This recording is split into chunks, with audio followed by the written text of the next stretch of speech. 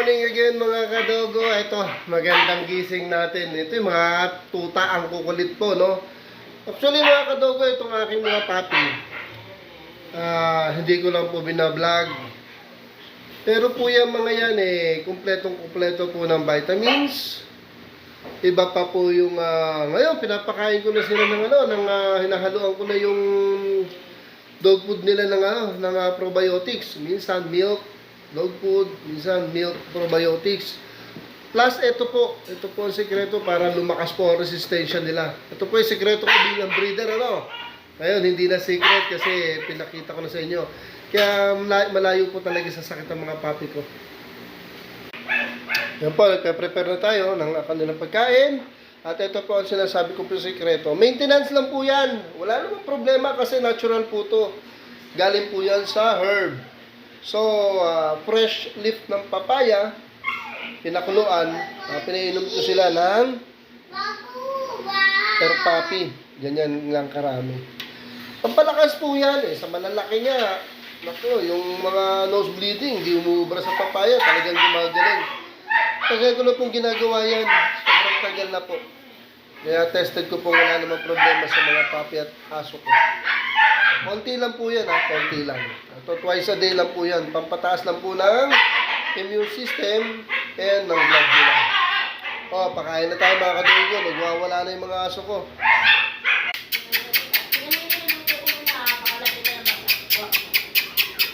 O yun. Ito yan, anak ni Pickle yun. Anak ni Pickle. Yun, anak ni Pickle yun. Ayan, kita nyo, 5 sila. Sobrang na isa kasi isa dyan, anak ni Pickles. Ang kulit, Ang kulit, Ang kulit mo, Blair, Pakain na tayo. Okay, preparation na po para sa ating pagkain. Oy, makukulit. Game.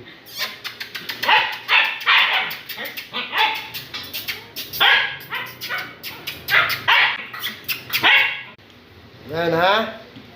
Ito, hiniwalay ko ito si Blair. Hindi sila kasya dun sa Tupperware. Lakas kumain yan, ako. Gusto niya, kakain na naman. Kaya puro na lang kain. Yung amo, hindi pa kumakain. Gusto magic. So, ano yun? Nakiluwa na may pagkain.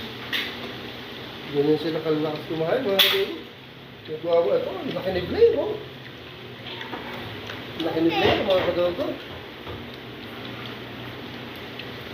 Hindi, nuno na talaga nila yung milk.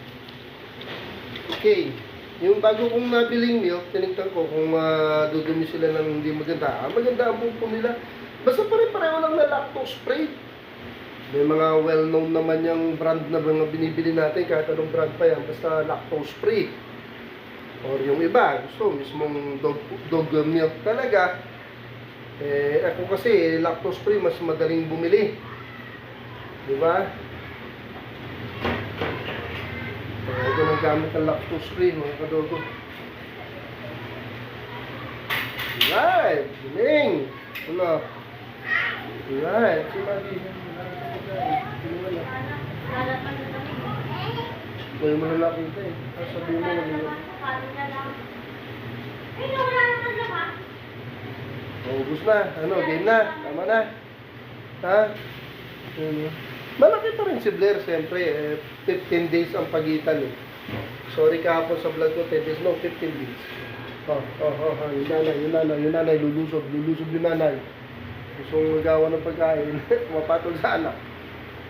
Sige lang, enjoy lang kayo dyan, ha? Ito sa aking mag-asawang kaibigan. Dating bumili na kay Dilo. Ayan, sa bahay nila, nagiging tamboljak na. Lumalabas na pagkahuli. Lalo na yan, pag sumampayan na isa't kalating buwan, 2 buwan, lalabas na yan.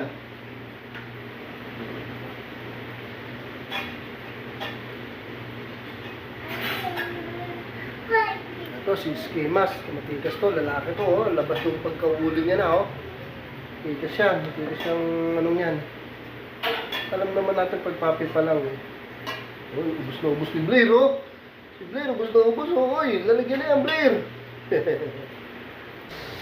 So, good morning mga kadog. Ngayon, pinakita ko lang gano'n sila kalalakas kumain.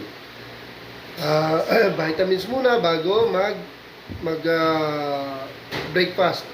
15 minutes interval. Habang pinapalambot ko sa mainit na tubig yung kanilang dog food, tinitira ko na ng mga vitamins. Yun ang mga vitamins nila para sa puppy.